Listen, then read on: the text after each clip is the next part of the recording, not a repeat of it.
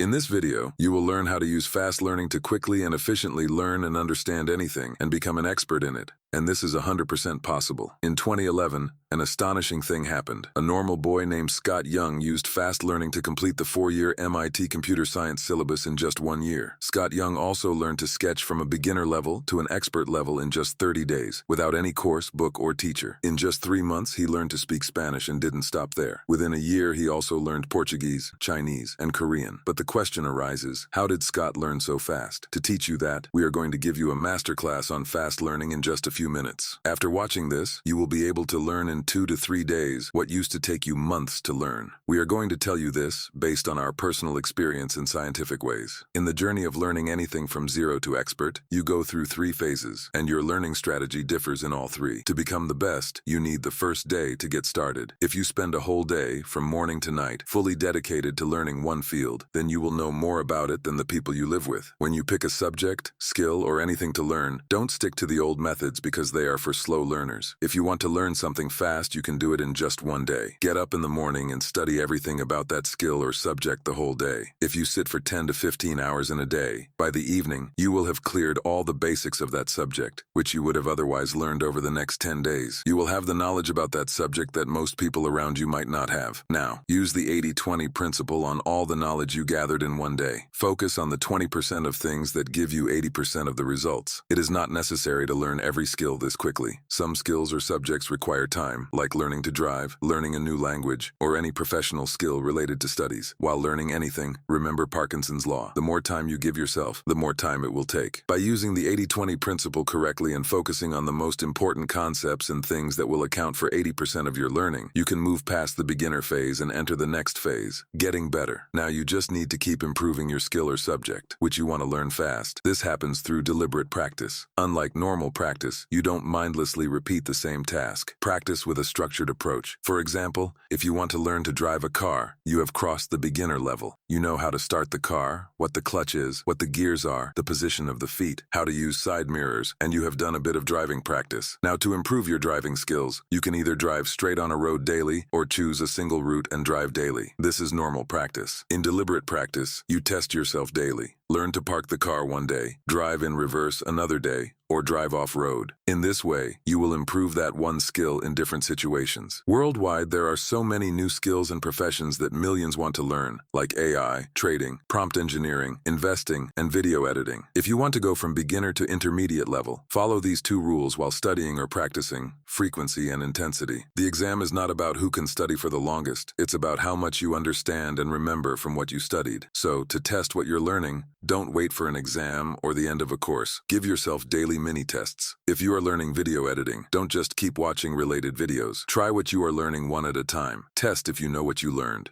Next, have an intense feedback system.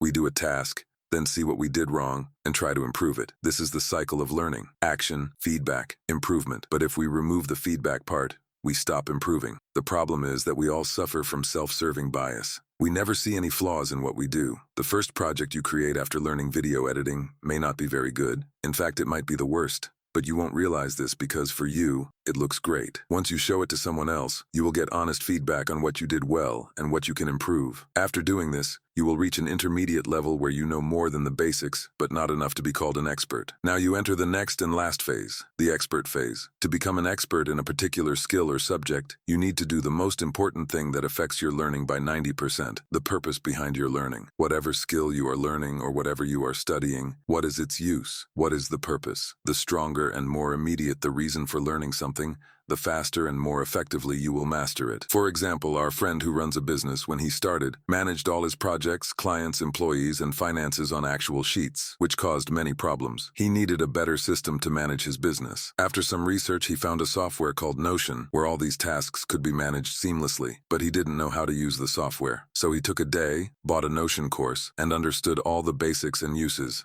like how to create blogs, use plugins, and apply formulas. Over the next few days, he experimented with Reddit, YouTube, and GPT to clear all his doubts, watched tutorials, and a week later, replaced basic Excel sheets with Notion's full-fledged system. When you give yourself a strong purpose, you never get bored while learning that skill or subject. If you don't have a strong interest or find it challenging or purposeful, you will get bored quickly and quit halfway. This video ends here. If you liked this video, support the channel by liking the video and clicking the subscribe button. Turn on the bell notification so you don't miss upcoming videos. Thank you for watching.